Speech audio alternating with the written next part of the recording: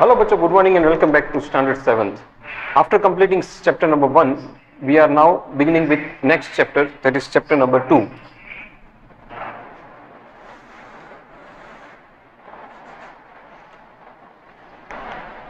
So, अब हम chapter number 2 शुरू करने जा रहे हैं बच्चों.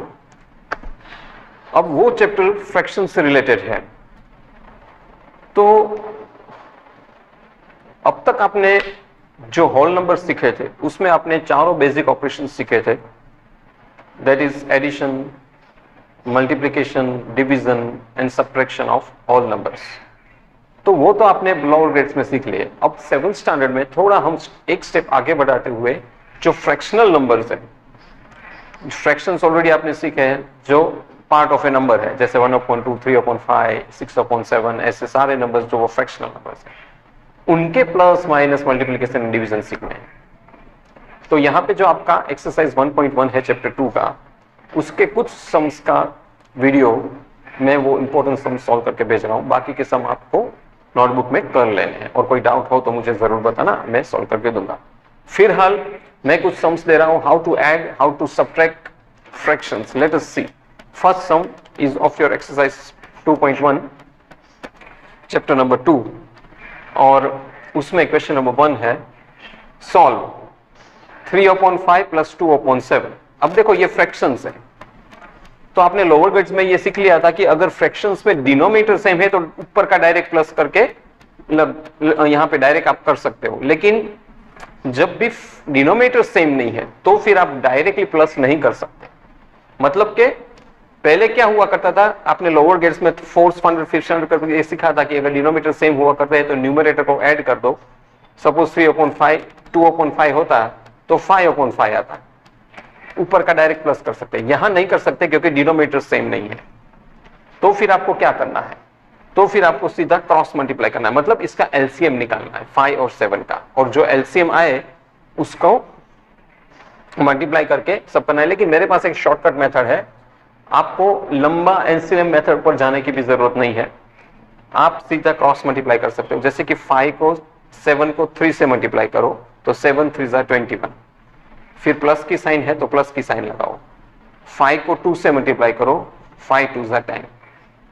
इतना स्टेप समझ में आ गया. इसको इसके साथ प्लस की साइन, इसको इसके साथ, ठीक है. फिर नीचे 5 और 7 है डिनोमिनेटर्स में, उसको भी मल्टीप्लाई करके नीचे रखो. तो 5 7 = 35, वो मैंने नीचे लिख लिया. अब क्या होगा, 21 + 10 करो तो वो 31, और 35 को 35 लगा दो. अब अगर रिड्यूस हो सकता है तो करो, अगर नहीं हो सकता है तो this is final answer. We have add the fraction 3/5 plus 2/7. तो 3/5 प्लस 2/7 करो तो आंसर इज 31/35. बच्चों बहुत ही आसान है. एलसीएम आप डायरेक्ट ही निकाल सकते हो. वो ट्रेडिशनल मेथड से जाओगे तो टाइम बहुत जाएगा, क्योंकि अब आप 7th में आ गए हो. 3rd 4th 5th तक आपको वो मेथड करनी होती है, लेकिन 7th 8th के बाद अब आप डायरेक्ट ही करना, क्योंकि वहां पे आपको बहुत फास्ट कैलकुलेशन करने होते हैं. इसलिए एनीवे सम को चैप्टर को आगे बढ़ाते हुए एक और उसी क्वेश्चन नंबर 1 का एक और सम है जो मिक्स नंबर में दिया है 8 1/2 - 3 5/8. सबसे पहले तो मिक्स फ्रैक्शन को इम्प्रॉपर में कन्वर्ट कर दो, जो आपने ऑलरेडी सीखा है पहले भी.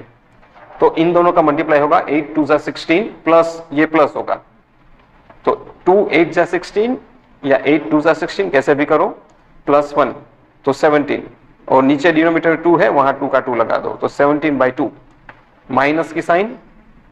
फिर 8 3 = 24, 24 + 5 29, नीचे 8 है डिनोमिनेटर में, वो 8 यहां लगा दो.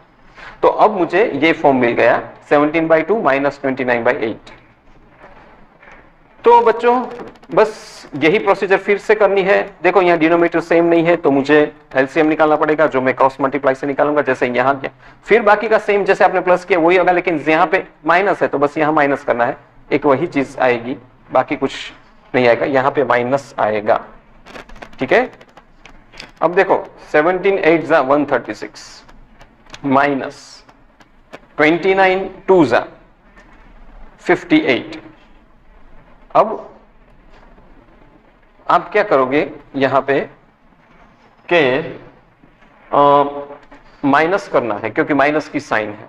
तो आप यहां माइनस करोगे 136 में से 58 को, तो जो भी आंसर आए नीचे 16 होगा। ठीक है बच्चों, अब इसके बाद अगर रिड्यूस होता है तो आप रिड्यूस करके कर सकते हो सम को, अगर रिड्यूस नहीं होता है तो ऐसे के ऐसे रहने दो, that will be your answer. ठीक है, तो ये सम यहां मैंने प्लस का एक सम सिखाया, एक माइनस का सिखाया। अब यहां पे एक question number, main question number 7 है जहां पे प्रॉब्लम सम है।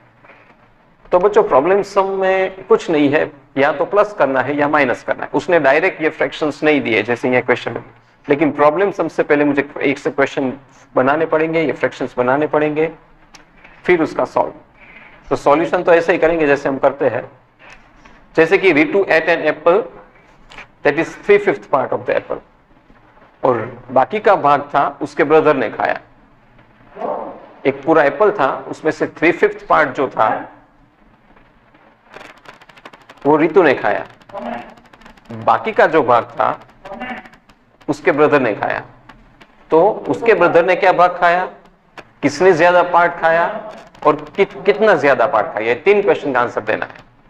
तो एप्पल पूरा एक था, तो मैं लिखूंगा, स्टेटमेंट से लिखना पड़ेगा, Ritu ate an apple 3/5 part, remaining part ate by her brother. तो रिमेनिंग पार्ट क्या है, तो मैं क्या करूंगा, 1 एप्पल पूरा एक पूरा भाग होता है, तो 1 में से उसने जो खाया 3/5 वो निकाल दूंगा।